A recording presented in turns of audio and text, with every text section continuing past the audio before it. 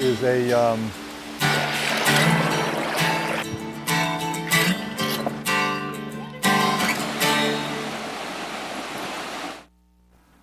hello, welcome to Walk in the Park. My name is Tony Ingram, and I've been doing this show for a while. This is episode 212, and the date is January 9th, 2019. So I've been doing this, I think, since 2012.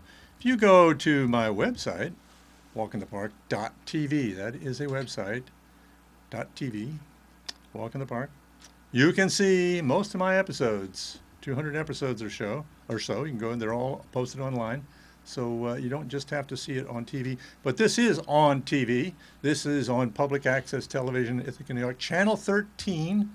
And Pegasus is the program, the studio, the public access studio. But Pegasus actually stands for Public Educational Government Access System. So we have 3 channels, and Channel 13 is the public access. That means that anybody in Ithaca, town of Ithaca, and the other towns around Tompkins County that get Channel 13, that get the Spectrum TV cable service operating out of Ithaca, can become a producer and make your own show, and come down here to the studio, learn how to use the studio, learn how to use equipment that you can then borrow and take out and get video clips and edit right here in the studio, and make your own show, have your own TV show. I've been doing it for many years now. It's a lot of fun. So, well, this particular show, oh yeah, if you go to the website, you can also see the other shows that are on. You can see the schedule of the regular series. You can also see when there are trainings. You can take a short course, a few weeks, and get certified to become a producer. So go to pegasus.webstarts.com to find out that information. Okay, so this week, well, I guess you could call this show Log It or Leave It, because we're going to talk about a plan to log some county land, which I didn't even know existed until yesterday, as a matter of fact. But anyway, I'm going to talk a little bit about parks and so forth in our county. We'll start off with, well, we have state parks. We all appreciate those. We're very, very gifted to have the foresight and generosity of the Treeman family in particular, such that places like Teganic Falls and Robert H. Treeman State Park and Buttermilk Falls and so forth are here for us to enjoy for countless generations in the future. And also there's some town parks. The town of Ithaca has quite a few parks. This is Tutelo Park over in Bostwick Road, which has both recreational areas and picnic areas, as ball fields, but it also has a trail through the woods and some interesting Native American history, and that's interpreted. And they also have preserves. This is called the Dress Woods Preserve. There's a few preserves where there's minimal, if any, development at all. So, and the purpose is to protect these natural habitats so that they will develop naturally and develop rich forest ecosystems or wetland ecosystems that are free of disturbance and become the rich, interconnected ecological communities that they originally would have been before us human beings came along and wreaked havoc on the landscape for our own purposes. So, so this time we're going to talk a little bit about some county land I just found out about. There is some acreage in Newfield and in town of Newfield, town of Caroline, which there's a interest in. Well, first of all, there's a plan to log some of this property. So I'll read some of the information in here. A unique opportunity to create old growth forest on public land in Tompkins County, New York. Tompkins County owns 472 acres of forested land in Newfield and 100 acres in Caroline. The county is currently working on plans to cut down the trees on approximately 162 acres of this land. Now, they created a forest plan,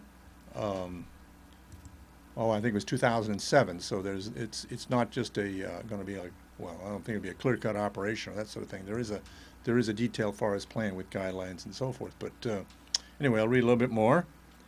Okay, this is a proposal to reevaluate our county policy, the proposal about creating old growth forest, and let the forest mature into old growth forest without intervention and not pursue commercial logging on any of these county-owned lands.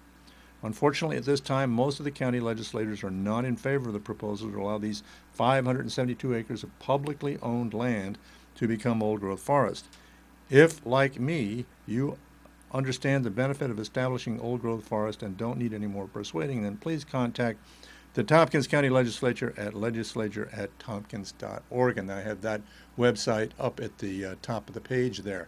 So this is all done by Dan Klein, who is a member of the Tompkins County Legislature, and he has some allies on that on the legislature. So we're gonna have a little more to read here. So anyway, well, we'll read about old growth here a little bit more, because what is old growth? Old growth is forest that has been allowed to grow for, well, at least 150 years, I guess is the technical definition of it. See if I can get my next page over here. I guess maybe I won't. Okay, there we go.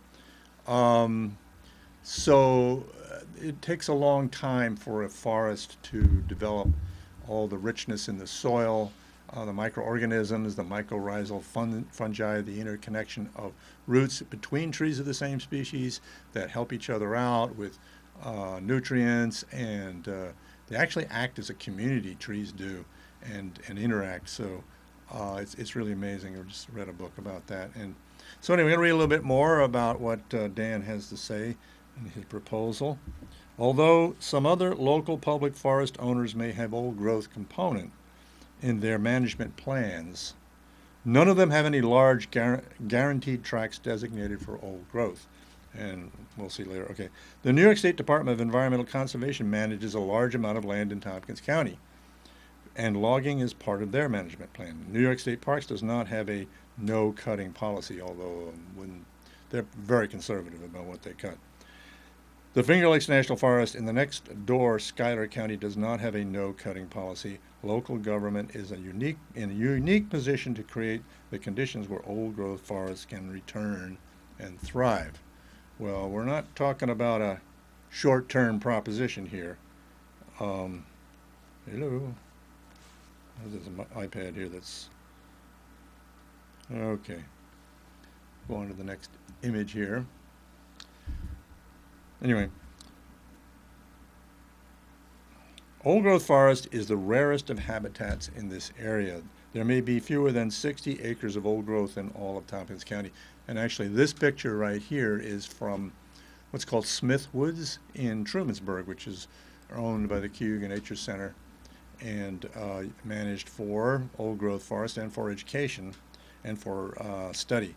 There's been a lot of research in old-growth forest. So one of the values of old-growth forest is we've cut down so much forest here, we don't know what a natural forest is. We don't know how it works. We don't know all the different organisms. We don't know the microorganisms in the soil. I mean, there's so little is known about that.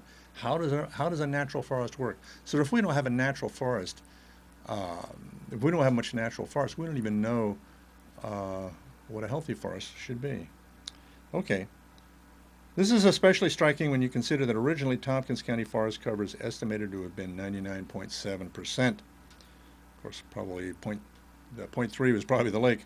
The major missing piece of biodiversity, and maybe wetlands, biodiversity locally is old-growth forest. Virtually all forests on private land get cut down eventually, even if an individual does not cut down the trees on their property when the land changes hands. It is typical that eventually logging and/or construction takes place. So let's see why this particular land has that opportunity. Okay, so we're still in Smith Woods here. This was actually from a show I did. I think it was episode 176, 2 years ago, 2017, where Cayuga Nature Center and others had and the History Center of Tompkins County had a guided walk, and I think they did several that season in the Smith Woods, explaining a lot about the values of old-growth forests, and particularly that one. So we'll continue with what Dan Klein wrote on his website.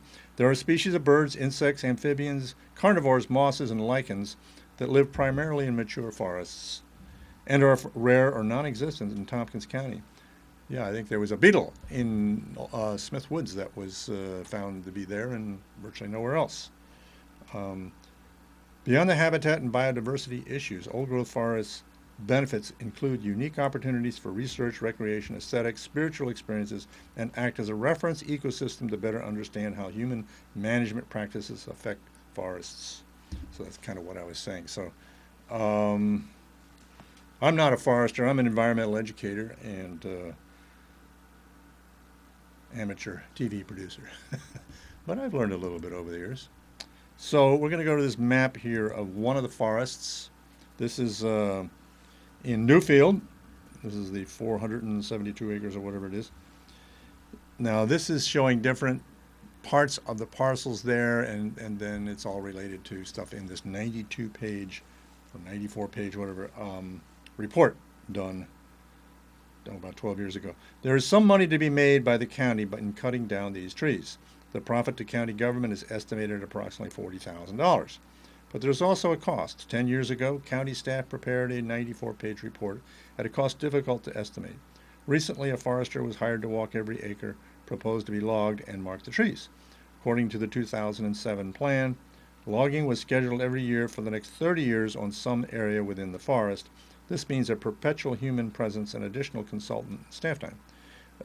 Annual monitoring is also required, and there would be contracts, billing, accounting costs involved every year. So, does it make money? I don't know. That's what he's saying. Maybe it doesn't make as much money as they're hoping. This is a 100-acre parcel in town of Caroline. So, see what else we got here. Okay. So, back to my normal view here. Now this land is not pristine forest land, like never been logged or never been farmed. I think he said the land is about 80 acres. I haven't been on it yet. I hope to get out on it soon, or at least some of it. Is it land that, say, like the Finger Lakes Land Trust or the Nature Conservancy would look at and say, "Oh my gosh, we have to protect this. Let's do the fundraising and so forth to buy this land or get conservation easements on this land or whatever." Probably not, from what I can tell from the survey of the forest. There are areas that were farms that have grown up in trees. They're sort of single age stands. There's pine plantations that were planted back in the 30s, kind of a monoculture. The ecology is still pretty disturbed and hasn't recovered. What's unique about this piece of land, or these pieces of land, I should say? They're owned by the public. They're not private land. So if you were looking for opportunities to try to recreate some old growth or not virgin but old growth complex ecosystems with varied age structure and all the interrelationships among trees within species and among species, and the concomitant populations of birds and insects and amphibians and so forth, then here's an opportunity. If that's a goal, if that's a value, which more and more it's becoming among scientists particularly, but I think it should be among us all, because we have done so much to degrade our environment. And there's an opportunity here in some public lands that take another look at it and see, well, maybe what we get out of it from a logging standpoint and the disruptions and delay in recovery that's caused by even the best management practices is not worth sacrificing that opportunity. So we already have the land. We don't have to buy it. So okay, it's not on the probably not on the Tompkins County inventory of unique natural areas, but it is on the Tompkins County inventory of publicly owned land. So I didn't know there was any publicly owned land by the county. And in fact, years ago when I worked for the state parks, I felt like, well, we've got state parks and we got town parks. We even have city parks. Do we have any county parks? And I went to the county legislature at that time and I said, how come we don't have any county parks? And they says, well, because we have state parks. We don't need county parks. Well, I didn't really agree, but that's another whole topic. But because I think the county could provide some services that are not appropriate to be provided in some of our scenic parks. But that's another discussion. In any case, here are some county lands that are more like the state forests, and they're looking to manage them that way. And locals use them informally for hunting, and they go in there and they camp, build fires, and I don't know, run vehicles through there. That's not so good. There's some damage. Anyway, but let's take a look at a map of the history of old-growth forest in the United States. Now, the upper left is 1620, when the first Anglo-Americans, the first Anglos showed up in what's now the United States. And look at the whole eastern United States was forested, and much of the west. And then 1850, they still had a lot of forest in the east, but much of it had been cut down and farmed. Now look at 1926 in the lower left. That was probably around, or sometime before that, what you would call the agricultural maximum. Although if you look at 1990, almost 30 years ago, gee, very little old-growth forest left. So we've really, really done it. Here's a map of New York State showing the old-growth forest that we still have, more or less. And I'm going to read a little passage here from Dr. Tom Gavin, who is a retired professor and a retired conservation biologist from Cornell. And he says, old-growth forest is the rarest forest type in North America. In the Northeast, for example, we have millions of acres of young and middle-aged forest, but very little true old-growth forest. The way to get old-growth forest is to start with a young forest and simply wait decades or centuries to let nature take its course. Old-growth forest is much more than old, large trees. It contains a diversity of organisms that may not be found in younger forests, but is the physical structure of the trees, vines, and undergrowth that is truly unique and so awe-inspiring. Conserving biodiversity includes not only the conservation of a diversity of native plant and animal species, but the concept also includes conservation of a diversity of habitat types. To do justice to this lofty ideal, we need to establish large plots of land for the eventual return of old-growth forests. So that was Dr. Tom Gavin, who was a conservation biologist at Cornell University. So good guy. So yeah, I mean it's an opportunity. So that's what Dan Klein and others on the county board and others in the community. So you can have some input on that. We'll talk about that in a minute. You contact the county legislature. What are we talking about up here? Go up to, here we go. Go to that website, tompkinsoldgrowth.org.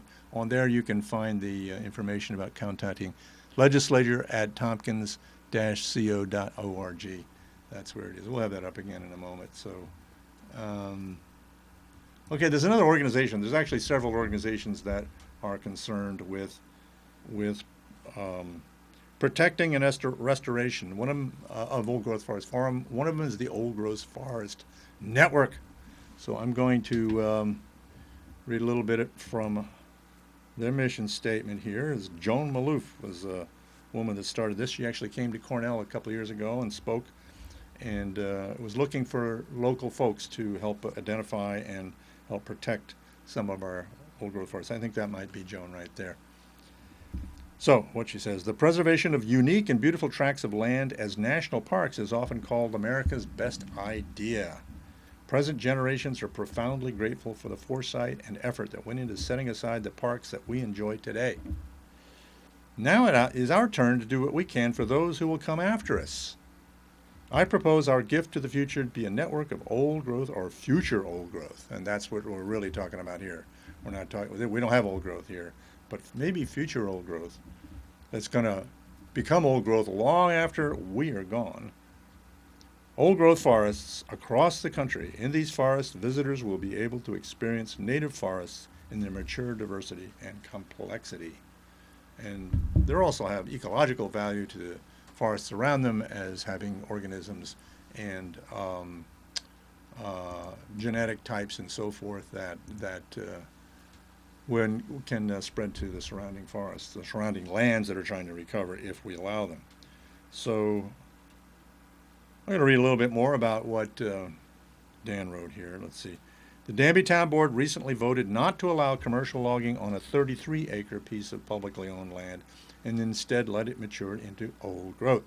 This decision was made for ecological reasons and because the town decided that a hands-off approach was cheaper in the long run than active management would be. Doesn't cost much to let a forest be.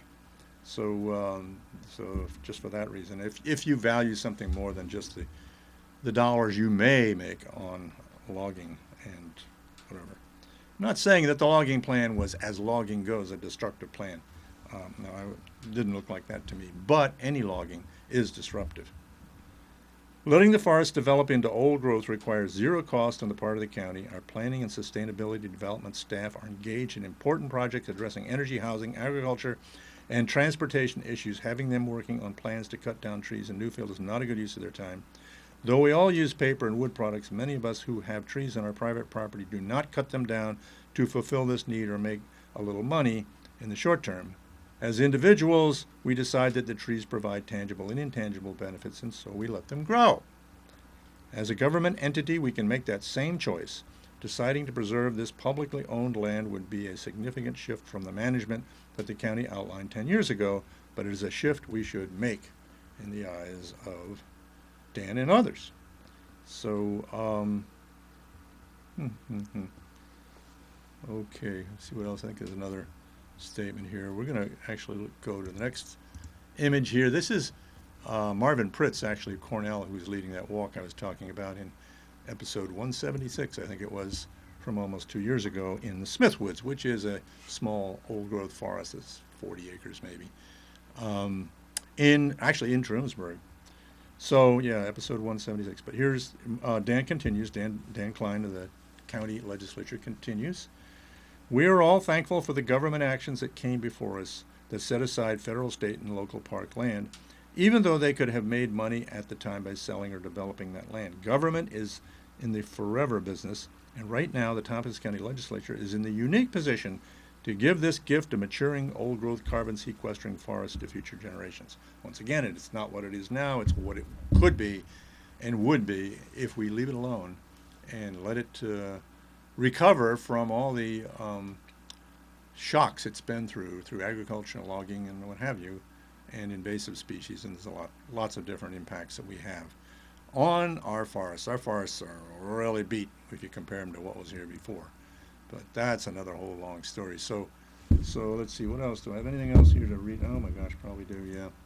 Okay, all right. Yeah, that got cut off there. Emailing your comments to the county all the county legislators at legislature@tompkins-.org. So that's what it says there. So what can you do, says Dan.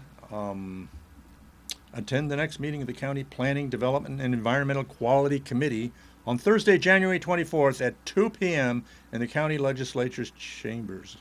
January 24th, 2019. So if you're watching this online later or something, maybe you missed that. That's just off DeWitt Park in Ithaca. Members of the public can speak for 3 minutes at the beginning of the meeting.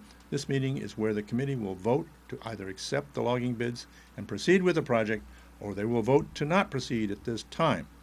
You can also attend the county legislature meetings on Tuesday, January 15th at 5:30 or Tuesday, February 5th at 5:30 to let the full legislature know how you feel about these publicly owned forests.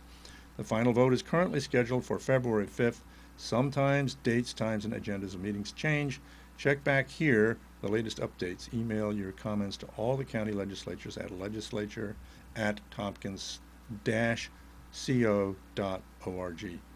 This site is created and maintained by Dan Klein at dklein@tompkins-co.org. So if you go to the website, once again, where was that? Tompkins, I'll get that up on the screen here. I went too far.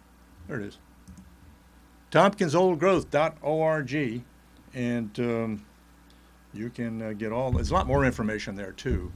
Maps is the whole report, the whole plan on the whole forest plan that was developed in 2007. I guess it's going to be followed now if they go through with this. That's there. You can read it. I looked through it. I read through most of it, and take a look, see what you think. And I personally am. I think it's a good idea. I think it's a good idea. If there were had to, spend hundreds of thousands of dollars or something to purchase the land, I would say, it would be a priority to do it somewhere else. But here it's already owned. It's already owned, and we have a choice what values we want to embrace. Like the town of Danby decided to not log its land, its publicly owned land. So, okay, so we're going to move on here. I got a few more minutes, and let's go down to Buttermilk Falls State Park. Everybody knows where that is, unless you live in some faraway place and you're looking at this online, and maybe you don't know Ithaca that well, or maybe you were here, went to school here 25 years ago. Anyway, Buttermilk Falls State Park at the south end of Ithaca, just on the edge of the city. Look at this map here. I like to go for walks in the park, and so I've got some just some pictures I took in Buttermilk Falls. I live near that park, so I like to go there. Now on the right is that's the park shape there, all that's in green. The lower left of that map is a zoom in of the area that's a square, but that's not actually what we're going to look at this time. We're going to look at the lower section on the right of that. Here we go. That's zooming in. This is what they call the upper park, because it's on the hillside. On the hillside, going down into Ithaca. So this is a gorge, that a river pouring down the hillside, having cut out the falls and the gorge and so forth, as so many of our gorges are. And in the middle of this is a creek. It's Buttermilk Creek, and at the very top of the picture is what they call the Scott Stam picnic area, West King Road. You drive in there, you park, and a lot of people walk along the road there on the right, and walk their dogs and that sort of thing. And on the left is a red trail. That's the Bear Trail. Don't worry, it says BT. Don't worry. I've been walking that park for 50 years. I've never seen a bear, although it's been recorded. Wandering bears come through every couple of years or something, and they go and hit all the bird feeders in the neighborhood and garbage cans, and then they move on, because we don't really have a big enough forest here right here around Ithaca to support a denning bear. Maybe up on Connecticut Hill, yes, there are bears. Have been up in Connecticut Hill in southwest corner of the county and into the adjacent counties. But let's go back to this map. Going around the bottom there, you see this white trail. It says LT. That's the Lake Trail, and you can go in portions of it. There's some steep portions around the dam that are closed off. But here's Buttermilk Creek going through the lake. It used to be a lake, but it's no more. It's filled in since the 30s, since the dam was built. This is the upper end of it, where Buttermilk Creek comes in and goes underneath the footbridge there along the trail, and looking at Buttermilk Creek where it enters the lake. So just a couple more pictures. There's a connection to the Finger Lakes Trail, and the Lake Trail continues. So there's a spur that goes right over the Finger Lakes Trail. So you can get on that trail, walk over the Appalachian Trail, and walk to Georgia or Maine. You go into the North Country Trail and go to North Dakota. But I don't think we're going to do that today. So here's the Lake Trail going up through the woods on the west side of the lake, just from one of my walks. And I'm running out of time here, so this is just a view from the rim trail, actually, of the gorge of Buttermilk Falls, including looking from below, look at the upper section of the falls there, and then there it is from the trail when it's open. A couple of views of it I gotta get on, and then back to our view there. Back is Pulpit Falls is the very top of this. Well, I gotta quit. I'm running out of time. So thank you very much for joining me, and we'll see you again soon.